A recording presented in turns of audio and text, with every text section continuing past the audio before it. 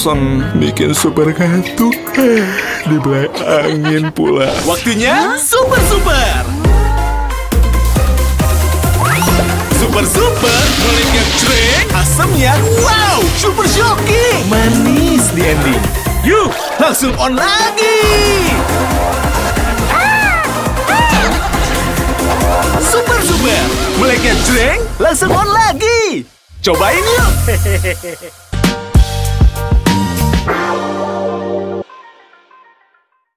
Pemirsa, terima kasih masih tetap setia bersama kami Double Don.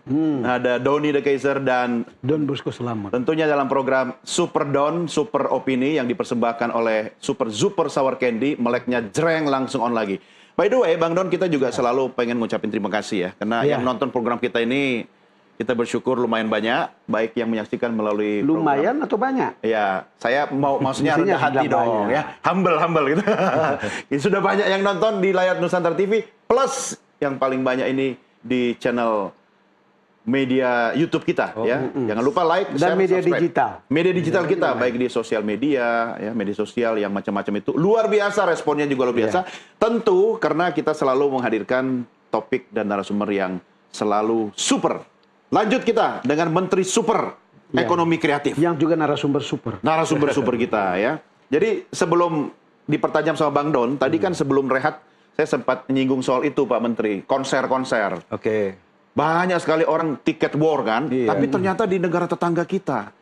Di sini apa susahnya sih? Teman-teman mengeluh, izinnya lah repot, birokrasi lah, ya udah paling gampang di negara tetangga kita. Nah, itu salah satu PR gimana? Persisnya Singapura. Ya, Singapura. Ya, jadi kita kan juga menerima aspirasi dari teman-teman IO ya, event organizer, kemudian juga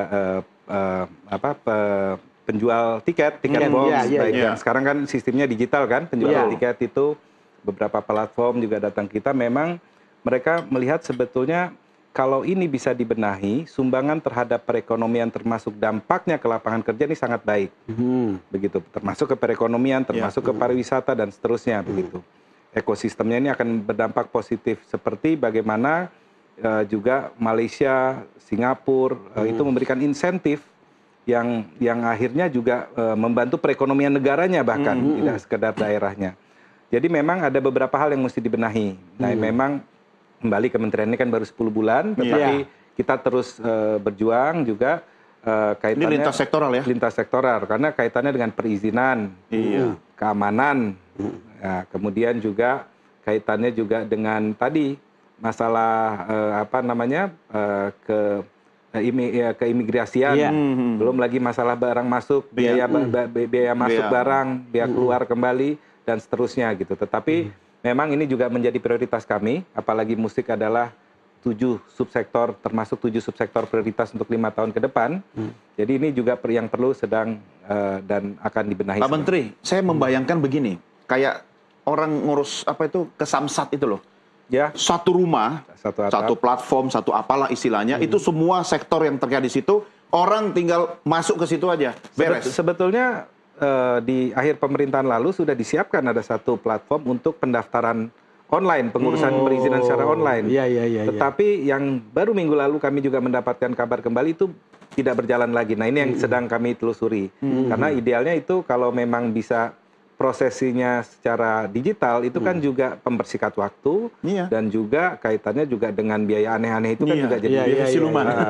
Tetapi pada kenyataannya juga yang banyak keluhan kan juga yang di lapangannya antara kadang-kadang biaya lain-lainnya itu lebih besar daripada biaya resminya dan itulah yang akhirnya tidak ekonomis. Ini soal kepastian ya. Dibandingin dibuat di negara lain kan gitu. Mas Menteri, ini kan bukan hanya berkoordinasi dengan sesama instansi pemerintah, tapi kan saya dengar Anda harus menjalin kerjasama dengan begitu banyak pihak untuk bisa membantu pengembangan industri kreatif ini. Itu apa saja?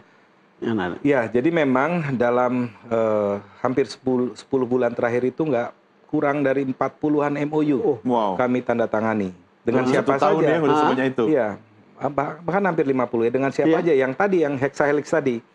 Ya, kalau misalkan dengan kalangan bisnis, kami ada kolaborasi atau tanda tangan kerjasama itu dengan Canva misalnya, yang untuk desain, itu untuk pelatihan-pelatihan sekian ratus bahkan sekian ribu orang dalam sekian tahun.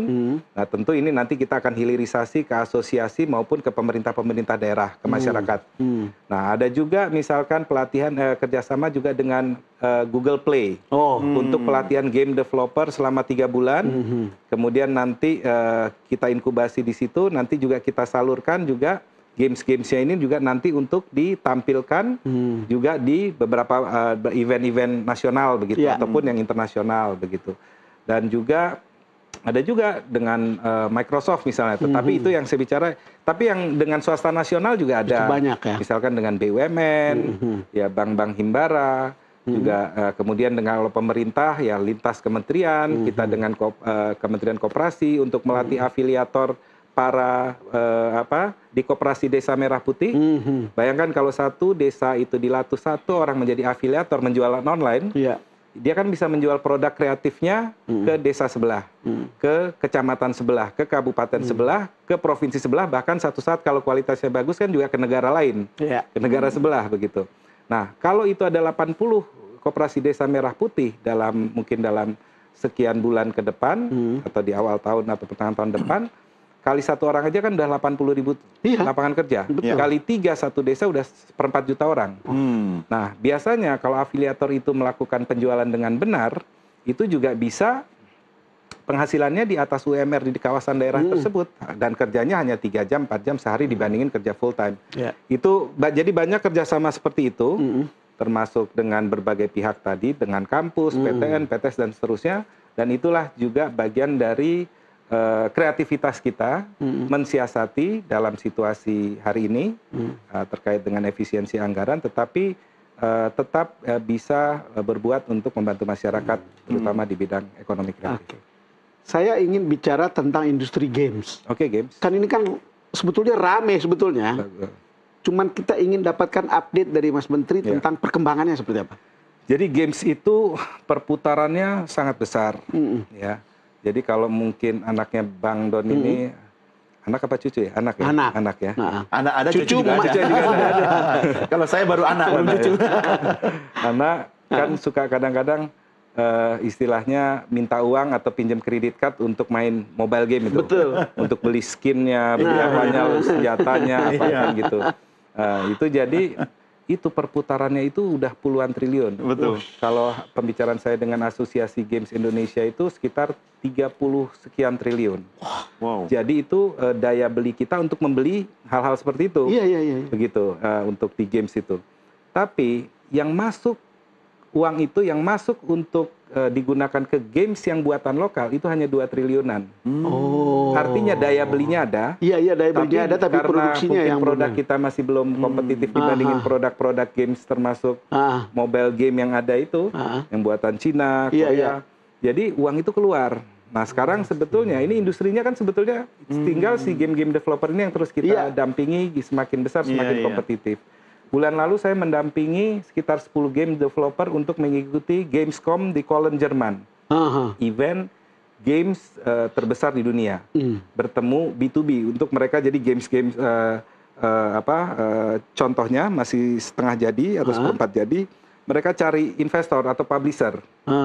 Nah, alhamdulillah mereka berangkat 10 di sana, rata-rata itu sekitar 4 harian, mereka hampir setiap hari ketemu 10 sampai 15 calon investor. Nah, cuman di situ mereka bertemu, itu bagian dari pendampingan kita untuk investasi ataupun untuk sebagai mereka dapat modal kan. Untuk mereka bisa, karena kan kalau mau bagus biayanya pasti besar.